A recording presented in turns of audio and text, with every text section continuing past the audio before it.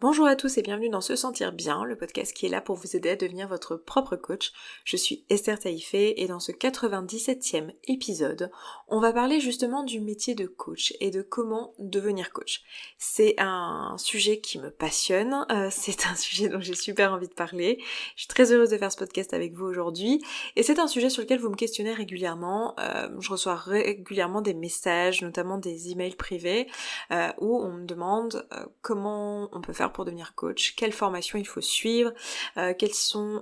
les législations pour devenir coach en France, est-ce qu'il faut avoir plus de 30 ans ou pas, ou plus de 40 ans, ou plus de 20 ans, ou plus de je sais pas quel âge pour être coach ou pas. Tout un tas de questions aussi sur mon avis, sur qu'est-ce que je pense du métier de coach, qu'est-ce que je pense de la non-régulation du métier, etc. Et donc j'ai envie de faire un épisode où je vais répondre à toutes ces questions-là et vous partager en tout cas ce que je sais et ma vision à moi au moment où j'enregistre ça, c'est-à-dire le moment où j'enregistre ça c'est tout début juin 2019, donc c'est avec ce que je sais et mon expérience qui est quand même une expérience de quelqu'un qui a 2 ans d'expérience dans le métier, donc c'est pas non plus une expérience de dingue, mais c'est la mienne et voilà, donc c'est en mon nom uniquement que je vous parle ici. Évidemment je ne pense pas, et voilà, je pense que vous en êtes conscient, mais je pense pas avoir la réponse universelle à cette question de comment devenir coach, parce que voilà, c'est une question qui est quand même assez vaste, il y a mille et une façons d'exercer ce métier, et voilà, je parle que en mon nom et que en ce que je connais évidemment. Pour moi, le métier de coach, c'est un métier qui fait partie en fait de ces tout nouveaux métiers qui sont certainement notamment apparus grâce à Internet. Ils auraient pu apparaître sans Internet, mais Internet, on va dire, a propulsé les coachs sur le devant de la scène. Le métier de coach, c'est un métier d'accompagnement. L'objectif d'un coach, tout comme un coach sportif qui est un peu plus un pan du coaching qui est mieux connu aujourd'hui et qui est mieux accepté socialement, le but c'est d'aider un individu à aller d'un point A à un point B dans sa vie. Donc dans le cadre d'un coaching sportif, ça va être de aller du point A, j'ai pas de performance du tout, je suis nulle en course à pied, à un point B, mes performances sont géniales, maintenant j'ai du muscle et je peux courir le marathon. Et l'objectif du coach, ça va être de permettre à cette personne d'aller vers ce point B en appliquant tout un tas d'outils, donc que ça soit des exercices sportifs, de l'alimentation, des choses vraiment liées au corps, tout comme des choses liées au mental et à l'intellect, parce que dans ce cas-là, évidemment, le coaching est aussi mental et émotionnel, et que il faut que la personne y croie, il faut que la personne n'ait pas de pensée limitante qui l'empêche d'aller vers cet objectif. Et ben, dans le cadre du coaching de manière générale, dans les autres domaines que dans le coaching sportif, c'est exactement la même chose en fait. Le métier de coach, c'est juste quelqu'un qui accompagne une autre personne dans la réalisation de ses objectifs. Donc ces objectifs peuvent être n'importe quoi d'autre que sportifs. Ça peut être des objectifs de vie personnelle, ça peut être des objectifs de vie professionnelle, ça peut être des objectifs de santé, ça peut être des objectifs voilà, de plein de choses, de vie de couple. On peut aussi coacher des couples ou des individus qui ont envie d'améliorer leur vie de couple. Bref, ça se retrouve vraiment à tous les niveaux de la vie, et c'est un métier moi que je trouve personnellement extraordinaire et passionnant, qui est tout nouveau, donc qui a pour l'instant aucune réglementation. Donc c'est souvent une question qu'on me pose, donc comme ça là j'y réponds aujourd'hui. C'est un métier qui, au moment où je vous parle, n'a aucune réglementation. C'est à la fois un avantage et un défaut de ce métier-là. Le défaut, qui je pense est évident, c'est que du coup, comme n'importe quelle chose qui n'est pas réglementée, bah forcément il y a des abus. Donc on peut voir des coachs qui sont absolument pas compétents, des coachs qui n'ont pas d'outils, des coachs qui ne savent pas adopter une posture de coach, qui ne sont pas formés pour ça, et qui du coup, c'est pas forcément qu'ils font du mal à leurs clients, parce que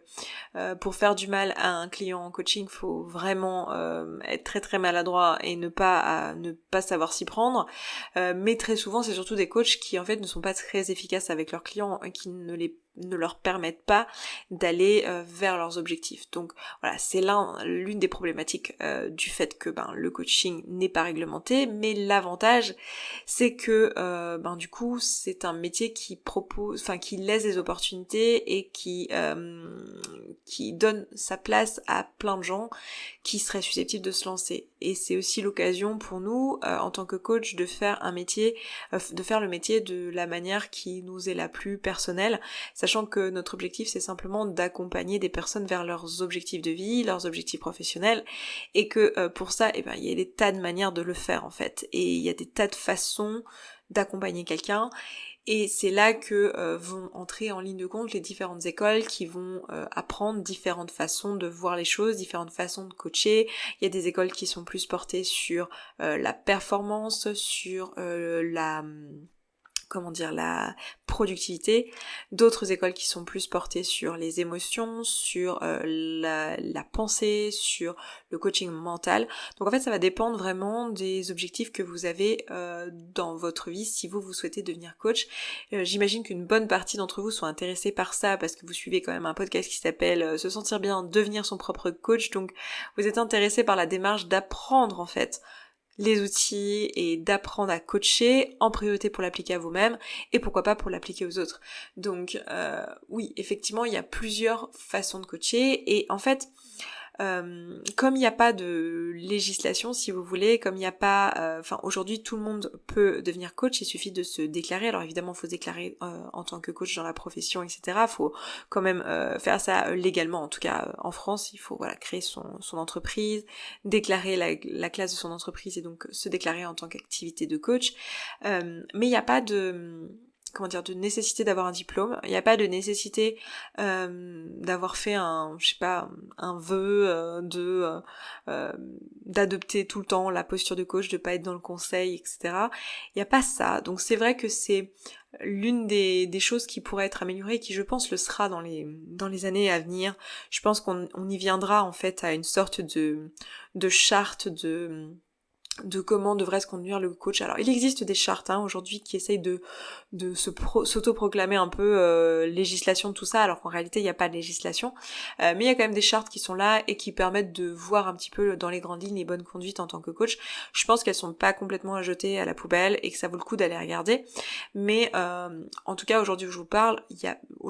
n'y a pas de législation vraiment. Je pense qu'on y viendra et que ça pourrait être bénéfique, de la même manière que vous avez des gens qui font partie de l'ordre des médecins s'ils sont médecins, ou de la même manière qu'il y a tout un tas de règles à respecter quand on est psychologue et qui permettent de valider votre professionnalisme. On pourrait s'attendre à ce qu'il y ait la même chose avec le métier de coach, comme il peut y avoir dans beaucoup de métiers, d'autant plus dans un métier comme celui-ci qui a quand même attrait à la personne. C'est un métier d'accompagnement qui change des vies, clairement, et je trouve que ça pourrait être quelque chose de très apprécié, mais aujourd'hui, au moment où je vous parle, c'est pas le cas. Ça veut dire qu'aujourd'hui, si vous m'écoutez et que vous avez envie d'être coach, eh bien, vous pouvez. Il n'y a rien qui vous en empêche. Évidemment, il va vous falloir des outils. Si vous êtes coach, si vous vous autoproclamez coach et que vous n'avez pas d'outils entre les mains, ça va être compliqué parce que vous n'allez pas pouvoir aider vos clients à aller de leur point A vers leur point B. Donc ça va être important pour vous de vous assurer d'avoir les outils. Et pour ça, faudra vous former. C'est sûr que vous, si vous êtes à l'inverse client et que vous cherchez un coach, s'assurer que ce coach a fait une formation, connaître peut-être, lui demander quelle formation il a fait, savoir quels sont ses diplômes, sachant qu'aujourd'hui il n'y a pas de diplôme réellement de coach, il n'y a que des formations reconnues par l'État, reconnues par l'État dans le sens où elles sont sur une liste dont l'État est au courant, c'est-à-dire une liste de formations existantes. Il y a aussi maintenant très récemment des masters qui commencent à s'ouvrir, qui sont en fait des masters de coaching, qui sont plutôt dérivés de la partie des cursus universitaires plutôt liés aux ressources humaines. Donc c'est assez intéressant de voir que les universités sont en train de commencer à créer des diplômes qui sont du coup des diplômes d'État, des diplômes au niveau LMD, ce qui est plutôt chouette. À ma connaissance, alors c'est vrai que j'ai pas regardé depuis un petit moment, ça doit faire 2 ans que j'ai pas regardé quelles étaient les offres de formation dans le domaine des masters de coaching. De mon expérience, à ce moment-là, au moment où j'avais regardé, c'était surtout beaucoup d'écoles finalement qui délivraient un niveau master, ou beaucoup d'écoles qui délivraient des diplômes qui s'assimilaient à niveau master, qui étaient en fait plutôt vides. Les formations que j'avais pu trouver étaient plutôt vides, et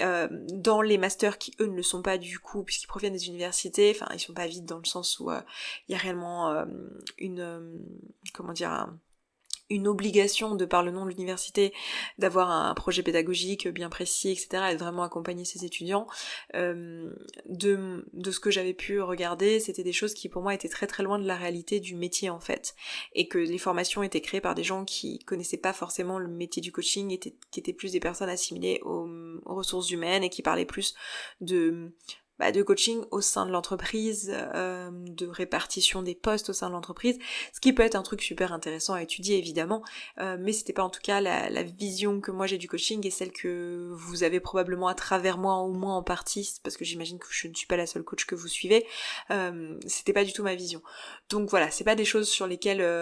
moi j'ai beaucoup d'expertise honnêtement, toutes les formations qui existent en France dans le milieu du coaching, donc je vous encouragerais à aller chercher, mais effectivement ça va être important pour vous si vous voulez devenir coach d'avoir une batterie d'outils à votre disposition. Et vous, si vous voulez vous faire coacher, ça va être important de vous assurer que la personne vers laquelle vous vous tournez a soit des diplômes qui va donc assurer qu'elle a cette batterie d'outils entre ses mains, cette boîte à outils si vous voulez, soit si elle n'a pas de diplôme, à vous de faire votre recherche sur cette personne pour vous assurer qu'elle a les outils et qu'elle peut vous aider. Par exemple, quelqu'un comme moi qui va créer du contenu, ça va être pour vous la façon de voir tout simplement si cette personne vous parle avec des outils qui sont fonctionnels pour vous. Est-ce que, par exemple, quand vous suivez mon podcast, le modèle de Brooke Castillo, le modèle des circonstances, pensées, émotions, actions, tout ça, c'est quelque chose qui vous parle, qui vous est utile? Est-ce que moi, la façon dont j'enseigne le coaching, moi je parle beaucoup des valeurs, par exemple. Moi, la façon dont j'aborde le coaching, c'est vraiment par le biais des émotions. Moi, je me considère coach en émotions avant tout. Donc, je travaille sur les pensées et sur les émotions et pour moi, chacun d'entre nous, notre objectif, c'est d'avoir une vie qui est en accord avec ses valeurs, c'est de poursuivre un système de valeurs et de reconnaître du coup les besoins non comblés et en particulier celui de vivre une vie en accord avec ses valeurs et de changer les circonstances si c'est nécessaire pour vivre une vie en accord avec ses valeurs. Tout ça, c'est une façon d'enseigner le coaching, une façon d'enseigner le développement personnel qui m'est propre en fait. J'imagine qu'il y a d'autres personnes qui voient les choses de manière très similaire. Honnêtement, j'en sais rien parce que je suis pas énormément de coach, bizarrement. Donc du coup je ne sais pas trop, mais moi j'ai fait une espèce de mélange finalement entre les outils que j'ai pu apprendre par le biais de Brooke Castillo et donc de The Life Coach School qui est l'école dans laquelle je suis formée en fait. Aujourd'hui j'ai pas encore la certification parce que j'ai d'abord fait une formation en ligne qui n'est pas diplômante, qui n'est pas certifiante, donc au sein de The Life Coach School quand même. Et ensuite là actuellement je suis en train de passer la certification, si tout se passe bien, et pour l'instant tout s'est bien passé, mes contrôles continus se sont bien passés, j'aurai ma certification en septembre prochain. Donc je crois que le dernier examen a lieu la semaine du 7 septembre, donc je sais pas à quel moment on aura nos certifications, mais probablement mi-septembre, fin septembre, je sais pas trop, mais je vous tiendrai au courant dans le podcast. Donc moi j'ai forcément ce biais-là, cette formation-là, donc tout ce qui est modèle, etc. Sachant que Brooke Castillo ne parle absolument pas de tout ce qui est valeur. C'est vraiment quelque chose, c'est toute une dimension qu'elle ne considère absolument pas dans le coaching. Les valeurs, les besoins, c'est pas quelque chose dont elle parle, c'est pas quelque chose qu'elle sait approprier, c'est pas quelque chose dont elle tient compte dans sa manière de coacher. Moi c'est quelque chose qui est extrêmement central dans ma façon de coacher et c'est des outils que j'ai juste attrapés à droite à gauche dans d'autres formations non diplômantes en ligne, des choses que je vais pas forcément vous citer là que je vais pas volontairement vous citer là parce que je considère pas qu'elles sont de bonne qualité et je considère pas que j'ai envie de vous orienter vers ça. S'il y a aujourd'hui qu'une seule formation vers laquelle j'ai envie de vous recommander, il s'agissait de vous recommander vers une formation, ça serait le travail de Brooke Castillo, parce que je considère aujourd'hui, et c'est pour ça que je me fais certifier par cette école-là, je considère aujourd'hui que c'est la meilleure école de coaching que j'ai pu trouver. Alors bon, c'est pas marrant qu'elle soit américaine, parce que j'aurais préféré que mon diplôme soit français, diplôme non, parce qu'il n'y a pas de diplôme, mis à part quelques masters maintenant, mais que ma certification soit française, parce que voilà, j'imagine que niveau preuve sociale et au niveau confiance que je pourrais dégager auprès de personnes qui découvriraient mon travail, ça serait mieux. Mais bon, moi je pars du principe que j'ai de toute façon créé suffisamment de contenu aujourd'hui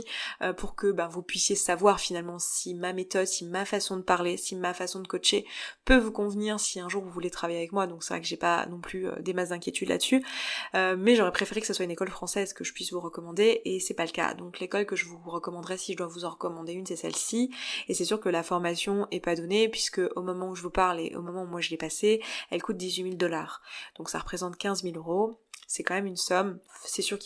il faut être en mesure de la débourser. Je vous avoue que si moi je n'avais pas eu 1 an d'expérience dans le coaching, si j'avais pas déjà, enfin plus d'1 an d'ailleurs,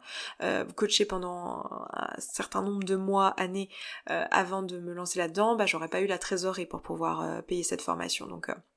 après, c'est vraiment quelque chose à peser si vous voulez devenir coach. Moi, la façon dont je vois le coaching aujourd'hui, et il y a aussi un truc, voilà, c'est aussi une façon de voir le coaching qui est particulière, et c'est pour ça que c'est important aussi de vous positionner là-dessus si vous voulez devenir coach. C'est que moi, aujourd'hui, je vois le coaching comme quelque chose qui est finalement un service haut de gamme. Pour moi, le coaching, c'est quelque chose qui est de l'ordre du luxe, en fait. Je considère que le service que je rends aux personnes, c'est-à-dire de les aider à avoir une vie complètement épanouie, à avoir une vie qui est en accord avec leurs valeurs, à avoir une vie qui remplit leurs derniers besoins sur la pyramide de Maslow, c'est-à-dire le besoin qui est tout en haut, celui d'épanouissement de soi, en fait, c'est un luxe. C'est pas nécessaire dans la vie d'avoir du coaching. C'est pas nécessaire de vivre une vie qui a du sens. C'est pas nécessaire pour la survie en fait. Et donc, moi la façon dont j'aborde le coaching, c'est que je vois ça comme quelque chose, comme l'accompagnement en coaching, comme quelque chose de luxueux, comme quelque chose qui est réservé à des personnes qui ont les moyens. Je serais pas du tout rassurée finalement, je serais pas, enfin en fait c'est pas une question d'être rassurée, c'est que ça serait pas en accord avec mes valeurs et avec qui je suis, que de savoir que de par mon métier, certaines personnes se mettent en danger financièrement enfin, c'est pas tellement, enfin, ce serait pas ma responsabilité, mais ce que je veux dire, c'est que j'ai pas envie de faire un métier où finalement je propose des services à des personnes qui n'en ont pas vraiment besoin en fait, qui n'en ont pas besoin parce que c'est pas leur besoin primaire actuellement. Donc pour moi finalement le coaching, si vous voulez, ça s'adresse à une certaine catégorie de personnes qui aujourd'hui dans leur vie ont un certain niveau de revenus et qui sont actuellement dans une situation financière qui leur permet de se poser toutes ces questions et de se faire accompagner. Alors je dis pas que la quête de sens, et c'est bien toute la limite de la pyramide de Maslow dont je vous ai déjà parlé, mais je dis pas que cette quête de sens c'est quelque chose qui s'adresse finalement qu'aux riches. Je dis pas que seuls les riches se posent des questions de est-ce que oui ou non ma vie a un sens. C'est pas vrai, et c'est d'ailleurs pour ça que je crée ce podcast. C'est pour ça que je crée cette possibilité finalement d'apprendre à devenir son propre coach, et que pour moi c'est hyper important finalement, plutôt que de coacher les gens, en réalité, de leur apprendre à le faire eux-mêmes. Parce que pour moi, l'une de mes valeurs principales, ça reste l'indépendance. Pour moi c'est hyper important d'être indépendante, et je trouve que de toute façon, voilà, c'est mieux plutôt que de donner du pain à quelqu'un, de lui apprendre à en fabriquer. Là c'est la même chose, plutôt que d'aider les gens à les accompagner, en les accompagnant dans leurs projets, d'aider les gens à s'accompagner tout seuls dans leurs projets. Donc je trouve ça super, et c'est pour ça que je fais autant de contenu gratuit, mais toujours est-il que le coaching que je fais moi aujourd'hui et la façon dont je vois les choses, c'est vraiment d'une manière haut de gamme. Je vois vraiment le coaching comme ça, c'est-à-dire pour moi, et c'est vraiment la vision à l'anglo-saxonne, donc ça va être important pour vous de savoir où vous vous positionnez et comment vous voyez le coaching au moment où vous vous lancez, pour savoir aussi où vous faire former, parce que vous n'allez pas avoir la même philosophie dans une école ou dans une autre. Moi, je vois le coaching à l'américaine, à l'anglo-saxonne, c'est-à-dire pour moi c'est un accompagnement de gamme qui doit coûter plusieurs milliers d'euros pour qu'il ait un certain niveau d'engagement, une certaine efficacité sur la personne. C'est un vrai engagement personnel de la part du client qui investit sur lui-même. Il y a vraiment cette démarche d'investissement d'une somme qui est importante pour soi, sur soi-même, dans un but de se faire accompagner, et en aucun cas c'est quelque chose qui est abordable en fait pour tout le monde. Et c'est ok, et je trouve ça sain en fait que ça le soit pas. C'est-à-dire que moi je trouve ça sain qu'aujourd'hui quelqu'un qui a des difficultés à finir les fins de mois,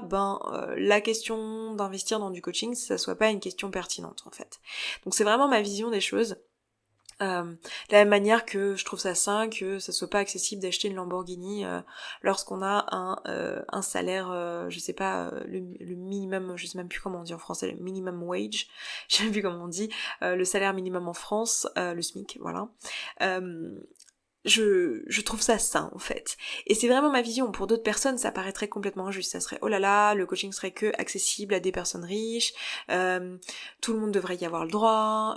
voilà, ça serait perçu comme ça. Si c'est vraiment une question de perception, encore une fois, il n'y a pas de bonne façon de voir les choses, de mauvaise façon de voir les choses. Et c'est vrai que si vous voyez le coaching plutôt à la française, j'ai envie de dire, c'est-à-dire un peu comme la psychologie, c'est-à-dire par le biais de séances qui vont être facturées pas à l'ensemble, pas au résultat en fait, mais vraiment à la séance. C'est-à-dire que dans le cadre d'un coaching haut de gamme, ça va être plusieurs milliers d'euros. On s'engage vers un résultat, on signe un contrat ensemble et on accompagne le coaché jusqu'à son résultat quoi qu'il arrive. Dans un coaching à la séance, ça va pas être ça. Il va pas y avoir forcément un résultat d'attendu. C'est-à-dire qu'on va peut-être coacher la personne sur différentes questions transversales, ça va être peut-être plus à tâtons, il y a moins cette notion d'objectif, et je pense que c'est ça aussi qui fait que moi ça m'attire moins, c'est que pour moi il y a vraiment, j'aime beaucoup dans mes coachings et dans la façon dont je travaille de manière générale, qui est cet objectif, cette notion de dépassement de soi, de ok, on est là et on va aller là-bas, et on va y aller en tant de temps, et on y va, on fonce quoi, on met les bouchées doubles, on prend des risques et on se lance. Dans un coaching plus à la française, on prend un peu plus son temps, et on va faire ça à la séance, et on sait pas forcément dans quelle direction on va aller, et on coach au fur et à mesure des séances. Alors on a évidemment une grande ligne directrice, parce que le coaching ça reste un accompagnement dans un but précis, donc il y a quand même ce but précis, mais on peut avoir des séances les unes à la suite des autres, comme on peut avoir pour un psy, ça peut durer peut-être un peu longtemps, voilà, ça c'est facturé du coup dans des prix qui sont de l'ordre de, on va dire, je vais dire ça à la louche, mais de 80 € à 150, 200 € la séance, voilà pour les personnes qui font du coaching à la séance. Et donc au final, ça peut aussi coûter quelques milliers d'euros, hein, si on met tout bout à bout, ceux qui ont déjà fait des thérapies, vous le savez que mis bout à bout, ça peut coûter quelques milliers d'euros, mais la démarche est totalement différente. Donc ça va être important pour vous, avant de devenir coach et avant de vous lancer, de vous poser la question comment vous voyez les choses. Et de pas choisir une façon de coacher en fonction de vos croyances limitantes, de ce que vous vous sentez capable de faire. Il est possible que vous vous disiez je vais me lancer en proposant du coaching à la séance parce que j'en sais rien, j'ai peur de proposer quelque chose de plus cher. Parce que moi-même je suis pas à l'aise avec ça, je me sens pas légitime, je me sens j'en sais rien, j'ai peur de gagner de l'argent, toutes ces choses-là. Faites votre boulot sur vous-même en amont en fait. Ça va être votre taf en fait à vous, en tant que futur coach, de vous poser avec vous-même et de décider la manière dont vous voulez travailler et de faire votre travail sur vos croyances limitantes par rapport à ça pour pouvoir délivrer le meilleur coaching venu. Parce que pour c'est important pour que vous soyez le meilleur coach possible que vous fassiez le coaching qui vous paraît le plus juste et pas le coaching qui vous est accessible selon vos croyances limitantes et votre peur de réussite, d'échec ou de non-légitimité, vous voyez. Donc c'est vraiment une question à vous poser que je vous encourage à vous poser. Moi c'est ma façon de voir le coaching. Moi je trouve ce métier extraordinaire. Faut savoir si vous vous lancez dans le métier que actuellement c'est un nouveau métier, donc il est pas forcément très très bien compris. Comme il n'est pas hyper réglementé, voire pas du tout réglementé comme je vous l'expliquais un peu plus tôt, il y a des abus et du coup évidemment comme dans tout domaine on retient le négatif et c'est normal, c'est le biais de négativité de notre cher cerveau d'être humain qui fait que on entend beaucoup plus parler des cas de dérive dans le coaching que de toutes les vies qui ont été transformées grâce à des coachs. Et donc voilà, pour aujourd'hui, je dirais, même si ça tend à changer, moi je l'ai déjà vu à l'échelle de mes 2 ans de pratique, que ça a beaucoup changé déjà, c'est un métier qui peut être perçu négativement. Et moi je suis hyper heureuse aujourd'hui, là, en 2019, d'exercer ce métier à cette époque où en fait c'est perçu négativement, c'est mal compris, parce que j'ai la certitude que ce métier dans 20 ans, ce sera comme avoir un coach sportif quoi, ce sera évident, dans toutes les salles de sport il y a un coach sportif, des coachs sportifs, je suis sûre que dans toutes les entreprises il y aura des coachs de vie, des coachs en émotion, des coachs en croyances limitantes, je suis sûre que beaucoup de personnes, enfin tout entrepreneur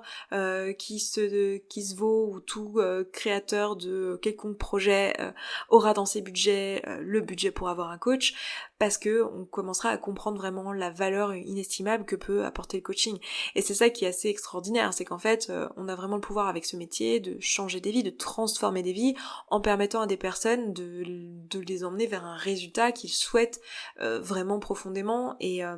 c'est ça qui est très beau dans ce métier, c'est que c'est vraiment le complément, si vous voulez, d'un thérapeute, typiquement donc un psychologue qui aurait accompagné quelqu'un dans la compréhension de son passé et qui maintenant aurait envie d'aller à l'étape suivante en fait et de juste changer finalement, de juste évoluer, et le coach va arriver et prendre la relève et permettre de prendre la main et de dire ok, on va dans cette direction là. Après il y a quelques petites choses qu'il faut absolument apprendre, notamment la posture de coach, c'est-à-dire que la posture de coach c'est une posture qui est neutre, je dirais que c'est la chose la plus importante à savoir en coaching, c'est que le rôle du coach n'est absolument pas de conseiller. C'est-à-dire qu'en tant que coach, vous devez prendre une posture neutre et d'être là pour votre client, d'être à son écoute, de voir quelles sont les croyances qu'il a. Votre métier finalement, c'est de montrer à votre client ou à votre coaché, vous savez que je préfère le terme coaché, donc je vais employer le terme coaché. Votre travail, c'est de montrer à votre coaché ce qu'il pense et ce qu'il ressent, de l'aider à faire la lumière là-dessus, de lui montrer ce qu'il y a dans sa tête, et de lui montrer en quoi ce qu'il a dans sa tête crée les résultats qu'il a aujourd'hui en fait. C'est votre boulot, de lui montrer ce qu'il y a dans sa tête, et de lui montrer comment sa tête, ça pourrait être différent en fait, comment il pourrait penser différemment. Donc c'est un métier dont l'objectif finalement, le cœur du métier, c'est d'influencer la personne en face de vous. C'est un métier d'influence, alors ça peut faire peur, parce que finalement c'est de la manipulation mentale et émotionnelle, mais elle est juste volontaire et dans le sens, à l'avantage de votre coaché évidemment, c'est-à-dire que la personne vient vous voir et elle vous dit, voilà, moi j'aimerais réussir à monter mon entreprise dans les 3 prochains mois, et vous allez l'aider en lui proposant des nouvelles façons de voir les choses, en l'influençant finalement pour qu'elle change sa façon de penser, qui est que maintenant elle pense et elle croit dur comme fer que c'est impossible pour elle, qu'elle n'est pas légitime, qu'elle va jamais y arriver, et là vous allez la manipuler si vous voulez, même si le mot manipulation a une connotation négative, mais sa définition est négative, mais j'ai pas de pendant positif pour expliquer ça, mais en fait votre rôle, ça va être d'aider la personne à changer son système de pensée. C'est-à-dire qu'elle a un système de pensée qui ne lui crée pas le résultat qu'elle veut dans sa vie, et vous allez l'aider à changer ce système de pensée vers un système de pensée qui va être en accord avec ses valeurs, en accord avec la personne qu'elle veut devenir, et qui va l'aider du coup à changer et à créer des résultats qu'elle souhaite dans sa vie. Donc c'est de la manipulation quelque part, puisque évidemment, la personne va changer de façon de penser à votre contact. Mais vous avez une responsabilité énorme dans le sens où votre métier, ça va être de manipuler la personne dans le sens qu'elle veut en fait, et l'amener à devenir la personne qu'elle souhaite vraiment, évidemment, et de pas la manipuler à votre avantage, évidemment, ça va de soi, mais de toute façon c'est pas, j'imagine, ça que vous voulez faire, mais c'est aussi l'une des dérives du métier, donc ça peut être important pour vous, si vous avez l'intention de vous faire coacher à un moment donné, d'en prendre conscience, et que si à tout moment avec votre coach vous ressentez un malaise, vous dites non, là il m'emmène dans une direction dans laquelle je veux pas aller, de changer de coach en fait, et d'arrêter le coaching, parce que c'est peut-être pas la personne qu'il vous faut. Donc dans la posture de coach, la posture principale à avoir, c'est bien de comprendre que votre but n'est pas d'accompagner votre votre coachée, à aller dans une direction qui vous paraît juste pour elle, mais bien de l'accompagner dans la direction qui est juste pour elle, pas celle qui vous paraît juste, mais celle qui lui paraît juste, celle qui est juste pour elle. Et donc ça demande un vrai travail de détachement et de neutralité, de non-jugement, une posture de non-jugement où la personne a la place de s'exprimer, à la place d'exprimer ses croyances limitantes, ses peurs, ses doutes, toutes ses émotions, et à la place de trouver des solutions. Donc c'est vraiment, je pense, la chose principale à apprendre si aujourd'hui vous voulez devenir coach, c'est vraiment apprendre cette posture-là. Et pour ça, formez-vous en fait. Formez-vous, lisez des bouquins sur le domaine du coaching. Moi je vous recommanderais la formation de Brooke Castillo évidemment, mais il y en a certainement plein d'autres qui sont très bonnes en France. Faites vos recherches. J'ai pas envie de vous en conseiller maintenant parce que j'en ai aucune que je recommanderais puisque je ne les ai pas faites et je me vois pas conseiller des formations que je n'ai pas faites moi-même. Mais si vous avez des recommandations à nous faire et que vous avez fait des formations, que vous en êtes content ou contente, n'hésitez pas à nous laisser un message sur sesentirbien.coach/podcast/97 puisque nous sommes dans l'épisode 97. Parce que voilà, ça peut intéresser d'autres personnes. Après c'est quelque chose qui va être très changeant évidemment, qui sera vite obsolète, mais en tout cas on peut être intéressé pour que vous nous partagiez tout ça. L'autre chose à savoir aussi, c'est que comme c'est un nouveau métier aujourd'hui, la principale façon d'être coach aujourd'hui, ça reste d'être entrepreneur avant tout. Donc c'est quelque chose à savoir, c'est pas la seule façon. Certains corps de métier commencent à embaucher des coachs. Moi personnellement j'ai embauché des coachs dans mon entreprise, il y a de plus en plus d'entreprises de coaching qui embauchent d'autres coachs, donc c'est possible, mais disons que si vous avez une aversion totale à l'entrepreneuriat et que vous savez que vous ne voulez pas être entrepreneur et que ça ne vous correspond pas, je pense qu'aujourd'hui c'est compliqué de commencer une carrière de coach. Après j'imagine qu'il y a d'autres façons de l'être, donc j'ai pas envie de vous mettre une croyance limitante ici, faites votre recherche de votre côté, mais en tout cas c'est ma sensation et ma vision aujourd'hui, c'est que ce métier aujourd'hui passe essentiellement par l'entrepreneuriat. Donc voilà, après c'est à vous de voir si c'est quelque chose qui vous botte.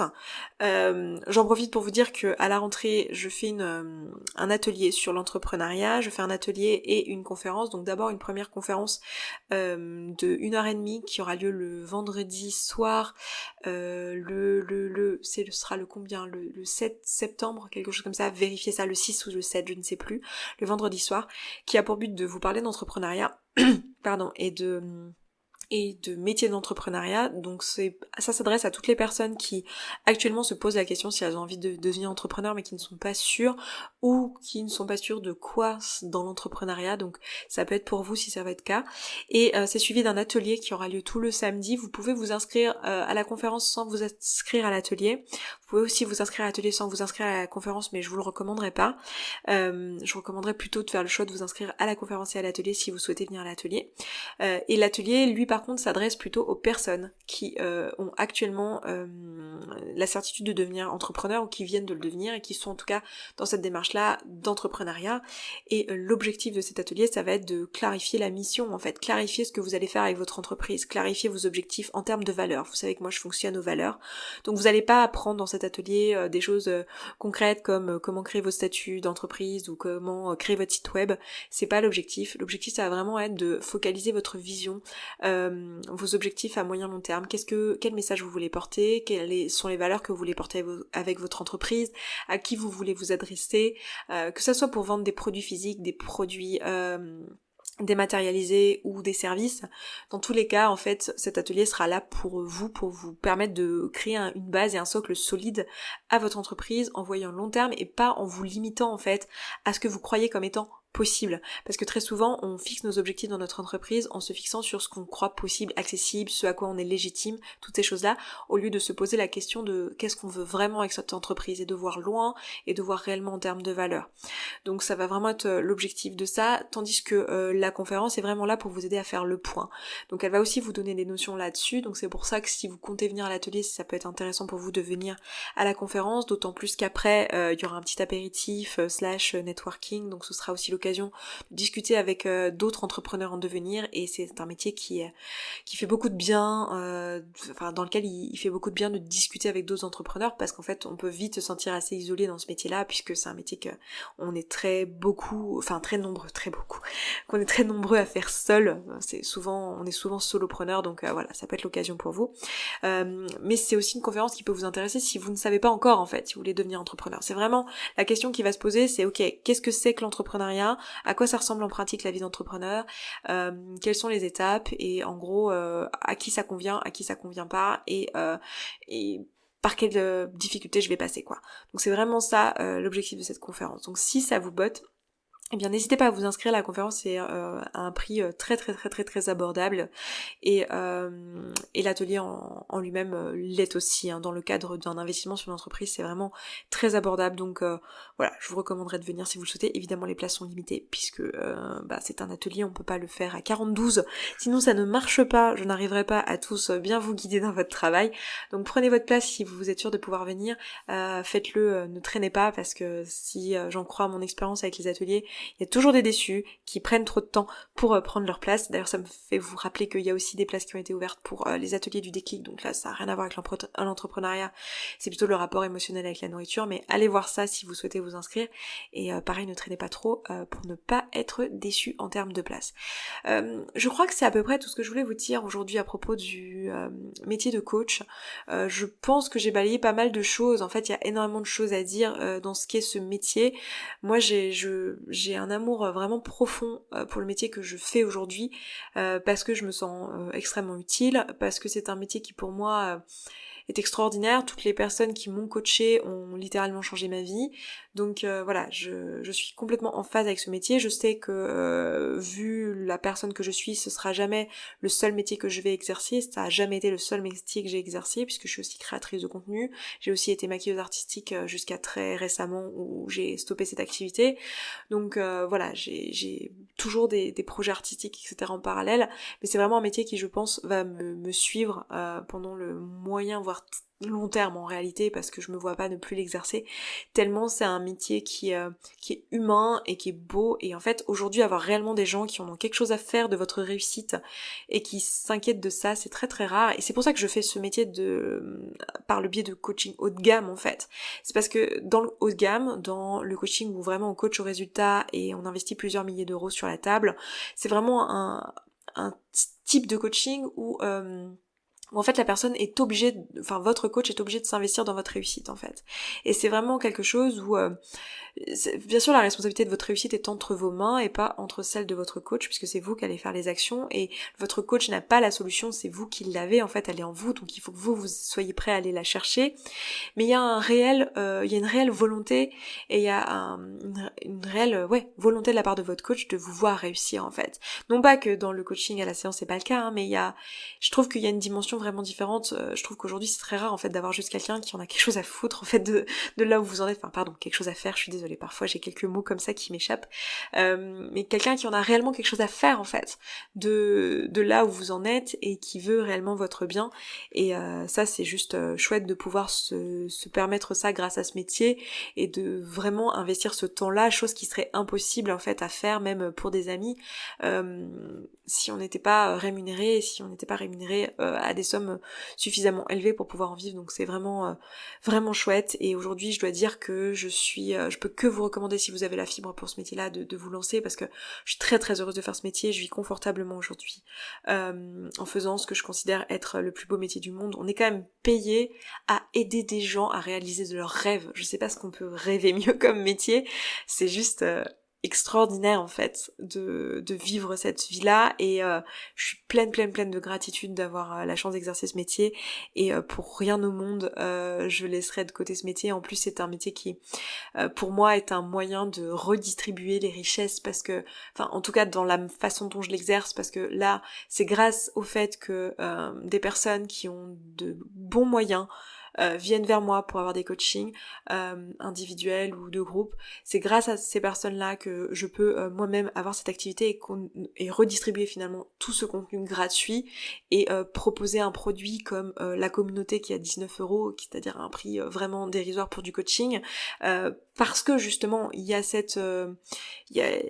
cette façon-là de coacher, et je trouve que sans internet on n'aurait jamais pu redistribuer les richesses de cette manière. C'est ma façon de voir la redistribution des richesses à ma hauteur, et je suis vraiment vraiment heureuse de faire partie de ça. Et c'est vraiment la façon dont je le vois moi aujourd'hui, c'est que je me dis voilà, j'ai un métier où j'aide des personnes qui ont les moyens de se faire aider sur ce sujet-là à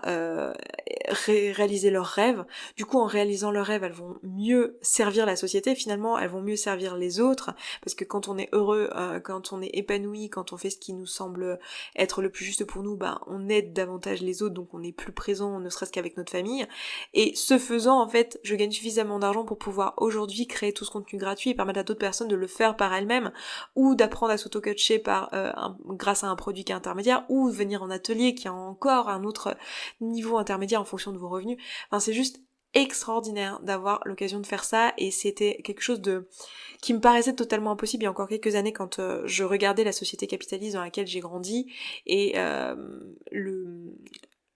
cette société avec laquelle je suis pas toujours d'accord, c'est-à-dire que politiquement je suis pas toujours d'accord avec ce qui se passe et avec la répartition des richesses, et je me dis que avec le métier que je fais aujourd'hui, j'ai la possibilité de redistribuer une partie des choses,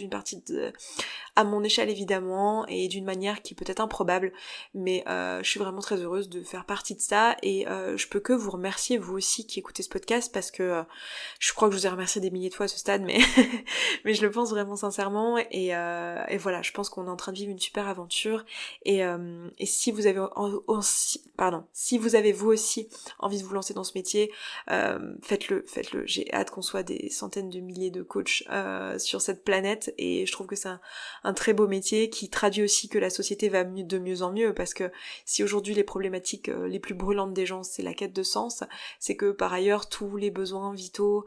sont comblés, ou en tout cas pour une bonne partie de la population, et c'est juste génial qu'on puisse